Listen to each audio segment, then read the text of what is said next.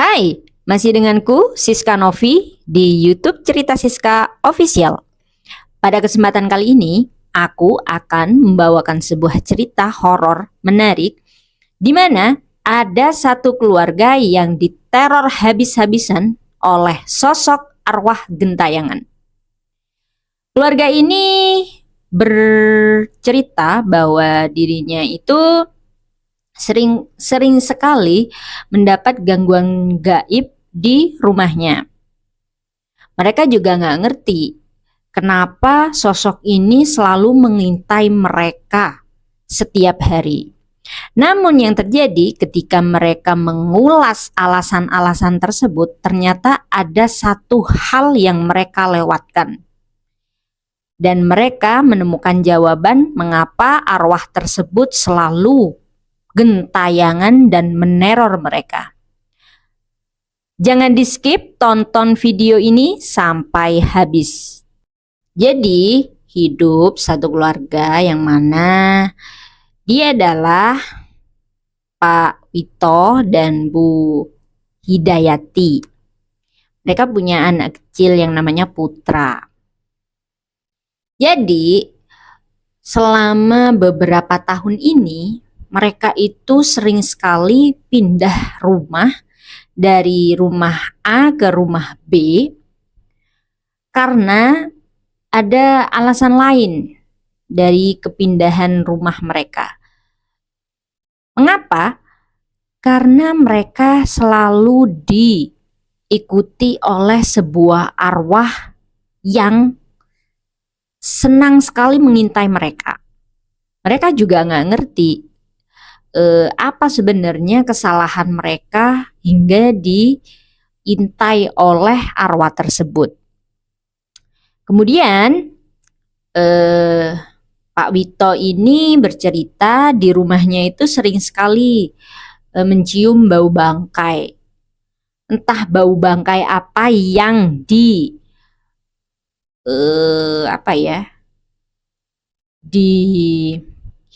saat itu. Entah itu bangkai dari tikus, entah itu bangkai dari mana juga nggak ngerti. Tetapi Pak Wito ini mencoba untuk husnuzon karena mereka juga nggak ngerti ya kenapa kok selalu ada aja sesuatu yang aneh terjadi kepada mereka. Akhirnya mereka sudah melakukan berbagai macam cara agar bisa bukan mengusir sih, kayak si arwah ini bisa tenang dan tidak mengganggu mereka lagi. Namun ternyata beberapa kali ingin mengusir arwah tersebut, mereka itu tidak berhasil. Entah kenapa. Akhirnya nih, mereka berdua meminta tolong kepada orang tua mereka. Jadi mereka itu kayak cerita gitu loh, Ma, ini aku kok sering gini ya, sering diganggu oleh satu arwah gitu. Mereka tahu kalau itu arwah, karena apa? Sering sekali melihat bayangan-bayangan hitam yang berkeliling di rumahnya. Nah, bayangan hitam ini membuat mereka ketakutan sekaligus menyimpan tanda tanya besar. Siapa sebenarnya arwah yang sedang mengikuti mereka?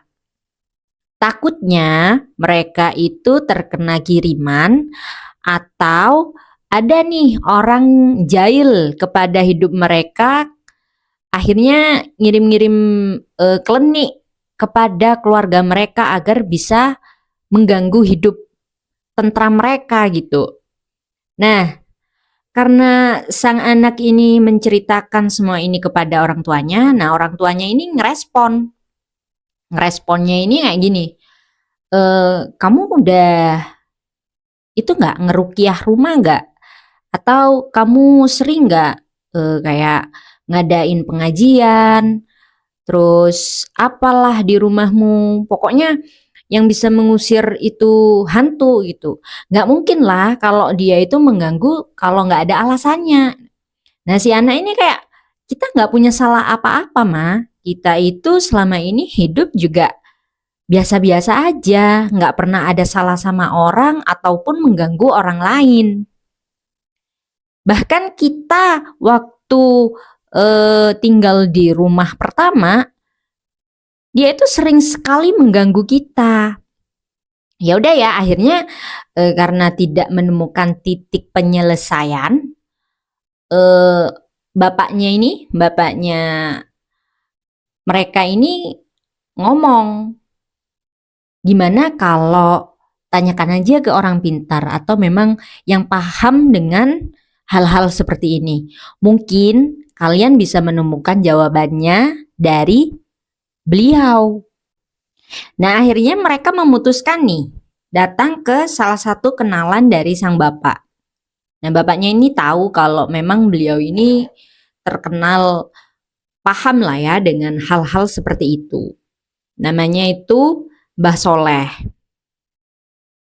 Nah di sana Wito dan Hidayati ini mengatakan berterus terang bahwa mereka selama ini diganggu oleh sosok arwah gentayangan dan mereka itu tahu kalau itu perempuan. Mbak Soleh ini kayak mendengarkan dulu ceritanya, nggak menjawab apa-apa. Jadi didengerin aja nih cerita mereka itu dari awal tinggal di rumah A sampai tinggal lagi di rumah baru tetapi masih diganggu aja sama arwah gentayangan ini. Nah, di situ Mbak Soleh itu kayak penasaran gitu, kok tahu kalian kalau arwah gentayangan itu perempuan? Nah, si Wito ini tiba-tiba bercerita bahwa pernah Mbah, satu hari Hidayati ini istriku pulang ke rumah orang tuanya, ngajak putra, dan aku di rumah sendirian. Tiba-tiba terdengar suara ketukan di malam hari, ba'da maghrib waktu itu. Ketukannya itu 3 kali. Aku kira Hidayati waktu itu pulang. Aku yang ada di kamar mendengar suara ketukan langsung berdiri, terus jalan menuju pintu rumahku. Di sana, ketika aku membuka pintu, tidak ada siapa-siapa. Nah, rumahku ini kan ada halamannya, ya Mbak. Halamannya itu ya nggak luas-luas banget, tapi apa ya, masih bisa dikatakan halaman yang luas lah ya. Nggak luas tapi ya halaman gitu aja lah ya.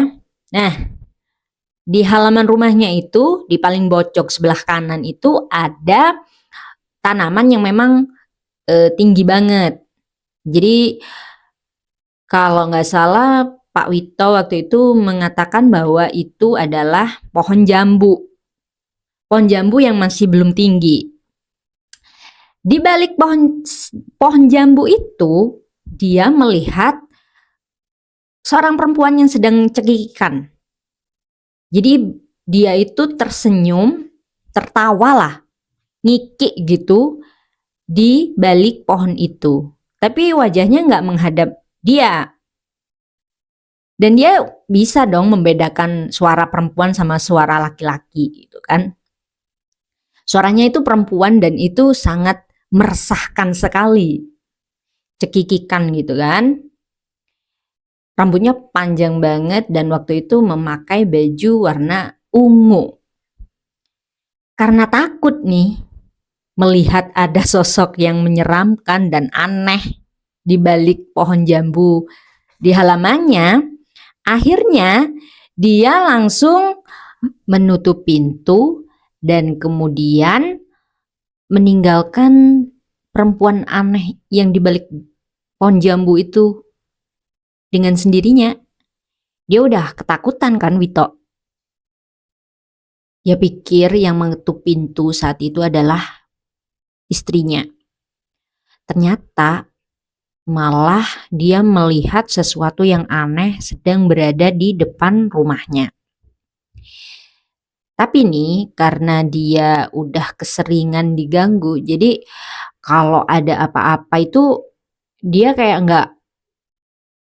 apa ya, kayak nggak ngerespon terlalu cepat gitu. Ya udah, kalau udah ada kayak gituan itu dia cuma bisa berdoa, dia nggak ngapa-ngapain selain dipakai santai gitu kan. Karena juga dia nggak ngerti alasannya diganggu itu juga apa. Selama ini dia hanya memikirkan bahwa yang mengganggu dia saat itu adalah kiriman gitu. Ada orang yang nggak suka sama keluarganya, akhirnya mem- memakai hal-hal syirik untuk mengganggu ketentraman hidupnya. Tetapi nih, ketika Mbah Saleh mendengarkan hal itu, Mbah Saleh ini kayak menangkap sesuatu yang aneh. Ada hal lain yang terjadi. Tiba-tiba diem nih Mbah Soleh ini ya. Diem terus ngeliatin Wito waktu itu. Tapi nggak ngomong apa-apa ke si Wito. Nah Hidayati ini karena memang cenderung perempuan yang sangat penasaran dan dia itu tidak ingin misal terlalu lama ya untuk menerka-nerka apa sebenarnya isi pikiran dari Mbah Soleh waktu itu. Tiba-tiba langsung nyeletuk nih si Hidayati bilang, Mbah, Mbah ngelihatnya apa? Apa benar itu kiriman sihir atau gimana gitu kan? Nah si Mbak Soleh ini langsung ngeliatin si Hidayati dengan tatapan yang tajam. Dok, keluargamu ini sedang ada mara bahaya katanya gitu. Ini bukan gangguan, tapi ini sebab dari masa lalu suamimu. Kaget dong semuanya. Nah, apa nih mas? Ternyata kamu biang keroknya gitu kan. Si Hidayati udah kesel nih dia.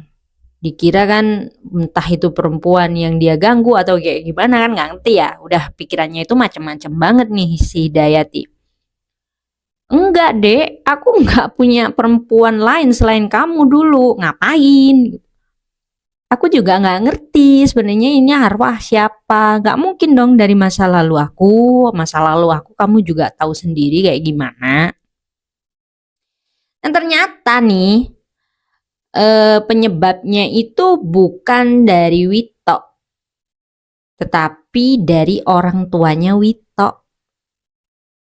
Kaget dong, semua yang denger waktu itu kaget semuanya, termasuk Hidayati. Nah, apa sebenarnya yang menjadi alasan kok malah si Wito? Ternyata arwah gentayangan itu mengincar si Wito. Jadi nih, dari penerawangannya Mbah Soleh, dulu waktu Wito ini masih kecil, orang tuanya itu memang suka sekali touring. Jadi mereka itu sering touring ke berbagai tempat dan selalu pulang malam. Nah, kejadiannya itu Wito waktu itu tuh masih kecil. Mereka katanya Mbak Soleh ini pernah menabrak seseorang sampai meninggal dunia. Oh kaget dong semuanya, Mbak Soleh bilang kayak gitu. Gak mungkin Mbah, gak mungkin. Kita itu selama ini gak pernah kayak gitu. Bahkan kita itu nggak pernah nabrak orang ketika touring kemanapun. Nah, mendengar penjelasan Mbah Soleh pada Wito dan cenderung kayak menuduh nih, akhirnya mereka pulang dengan keadaan hati yang kesel, terus kayak kecewa gitu mendengar jawaban dari Mbah Soleh. Nah, tapi Mbak Soleh ini kayak bersikukuh gitu. Kayak udah mantep nih kamu ini udah nabrak orang. Akhirnya yaitu gentayangan itu ganggu kehidupan kalian. Nah, akhirnya si bapaknya Wito ini kayak kita pikirin dulu deh. Kita inget-inget dulu mungkin kita yang punya salah. Kita jangan kayak apa ya, kayak memotong semua penjelasan dari Mbak Soleh. Mungkin memang ada sesuatu yang terlewat di ingatan kita. Akhirnya kita dikasih warning nih dari arwah gentayangan ini yang mengganggu Wito dan keluarganya. Akhirnya beberapa hari itu berunding mereka mengingat-ingat. Nah, Wito ini juga nggak bisa dong mengingat karena waktu itu kejadiannya masih kecil. Akhirnya si orang tuanya ini mencoba mengingat dan ternyata benar. Ada suatu hari di mana mereka itu touring ke tempat ya yang ada di gunung pokoknya. Jadi kayak ada situs purbakala gitu di sebuah gunung, mereka touring bersama-sama teman-teman mereka. Nah, waktu pulang nih, keadaannya itu capek, entah karena memang perjalanan jauh atau medan yang mereka lalui itu cukup ekstrim dan berat. Akhirnya waktu pulang itu mereka membawa sesuatu dalam dirinya di mana mereka itu energinya udah lelah. Nah, si bapaknya Wito ini waktu di jalan tuh memang berpapasan dengan seorang perempuan yang apa ya, kayak habis pulang dari Ngeramban gitu loh. Nah, nggak ngerti kenapa karena medannya itu masih makadam ya, jalannya itu masih makadam dan enggak mulus banget. Tiba-tiba bapaknya ini kayak ngerasa menyenggol perempuan itu. Perempuan yang baru pulang dari ngarit itu. Habis itu nyenggol dan dia itu ngelihat dari spion kalau perempuan itu terbujur kaku terbujur atau tersungkur di tanah dari spion. Tapi saat itu bapaknya ini, orang tua Wito ini kayak memilih untuk terus jalan. Dia nggak berhenti sama sekali. Padahal udah tahu ngelihat dari spion itu perempuan itu udah terjatuh gitu loh, tersenggol sepeda motornya waktu itu. Nah, akhirnya ceritalah ke ibunya nih, ini Bu, dulu kita yang ke situs purbakala itu waktu pulang itu kita nabrak perempuan. Dan aku lihat dari spion memang perempuan itu tuh terjatuh. Tapi aku nggak ngeh kalau memang separah itu gitu. Wah, lebih kaget lagi dong istrinya. Gimana sih Pak? Kok bisanya kamu itu apa ya, melewati hal-hal seperti itu? Kita yang dosa ini. Gimana kalau orang tuanya tahu kalau ternyata benar-benar anaknya meninggal atau memang dia yang kita tabrak itu meninggal gitu. Wow, akhirnya nih mereka berdua memutuskan untuk pergi ke sana. Sejauh itu mereka mau kembali ke tempat itu. Padahal aduh, perjalanannya itu kalau untuk ke sana itu hampir 6 sampai 7 jam loh. Bayangin. Mereka mati-matian agar bisa menyelamatkan keluarga Wito dari gangguan itu. Jalanlah, berangkatlah ayah dan ibu Wito ini. Dan di sana langsung mencari sebuah desa yang nggak jauh dari tempat perempuan itu tersungkur waktu itu. Dan ada sebuah desa memang kecil, nggak dihuni oleh banyak orang. Adalah beberapa rumah di sana waktu itu. Nah, si bapaknya Wita ini langsung ke sana dan bertanya nih ke orang-orang, Bu. Waktu itu memang bertemu sama ibu-ibu gitu.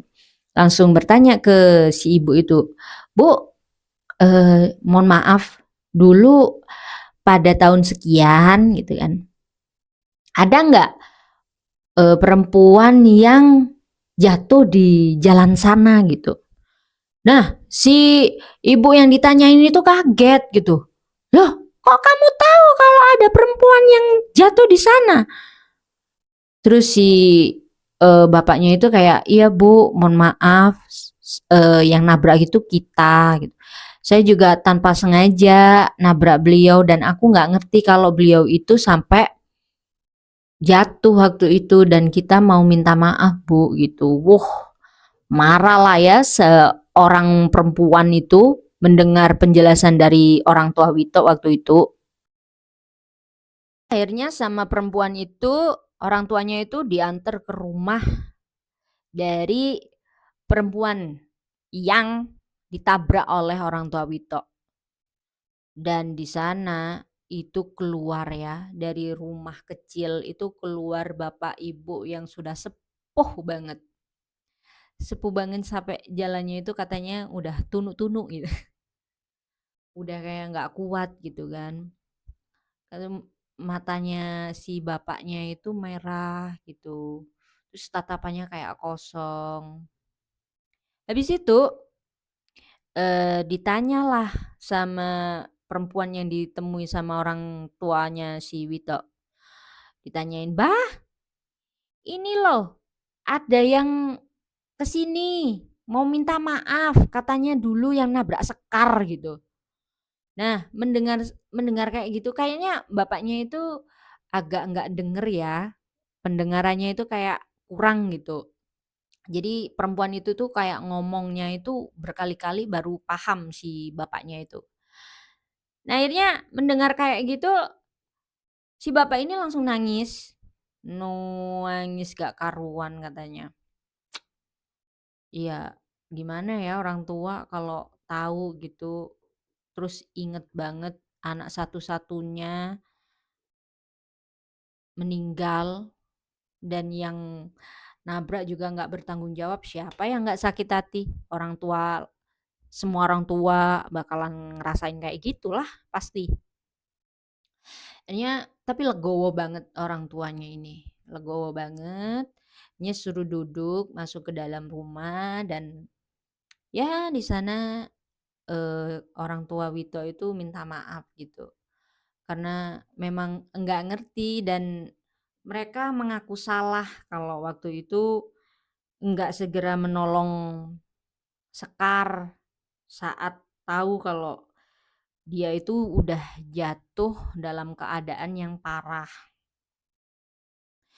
Akhirnya orang tuanya itu cuma bisa nangis dan pasrah gitu kan anaknya. Udah jalannya nih kalau Sekar meninggal seperti itu gitu. Akhirnya gimana ya, si orang tua Wito ini juga kayak ngerasa bersalah gitu, dosa besar banget yang kita tanggung selama ini ternyata kayak gini. Nah, akhirnya karena memang, eee, ngerasa kayak dirinya itu bersalah banget, orang tuanya si Wito ini kayak ngasih ngasih apa ya, kayak ngasih bantuan gitu ke orang tuanya si Sekar agar bisa dipakai untuk keperluan sehari-hari. Tapi ditolak, mereka nggak mau katanya. Ya udah, yang lalu biar berlalu, yang sekarang terus jalanin hidup. Itu katanya bapaknya si Sekar. Wah, legowo banget ya. Nah, pulang nih bapaknya Wito sama ibunya Wito ini nangis. Sepanjang perjalanan itu nangis kayak ngerasa bersalah banget gitu kan. Akhirnya pulang, terus ceritalah ke si Wito, "Iya memang ini salah bapak sama ibu waktu itu pulang enggak menolong seseorang perempuan yang udah ditabrak sama bapakmu." Akhirnya dia penasaran mungkin, akhirnya dia menjadi mengganggumu. Itu karena kesalahan dari kita berdua. Mungkin, setelah ini kita mau ngadain selamatan untuk almarhumah Sekar agar dia bisa tenang di sana dan kemudian setelah itu mereka memang melangsungkan apa ya, hajatan ya, tahlil gitulah, tahlil untuk Sekar agar arwahnya itu tenang di sana dan alhamdulillah setelah itu ceritanya itu Wito dan Hidayati udah nggak diganggu oleh sosok gentayangan ini. Nah, Di sini kita bisa mengambil pelajaran bahwa kesalahan yang lalu, meskipun itu dilakukan oleh orang tua, bakalan ditanggung oleh keturunannya. Jadi untuk para orang tua lebih berhati-hati lagi, karena meskipun bukan kalian yang akan mendapatkan balasannya, kalian masih punya anak yang bisa menanggungnya. Sekian cerita dari Wito dan Hidayati yang diganggu oleh arwah gentayangan. Semoga kalian bisa mendapatkan pelajaran dari cerita ini. Jangan lupa subscribe, komen, like, dan share. Terima kasih karena sudah nonton video ini sampai habis. Jangan lupa tonton video aku yang lainnya. Terima kasih, sampai jumpa. Assalamualaikum warahmatullahi wabarakatuh.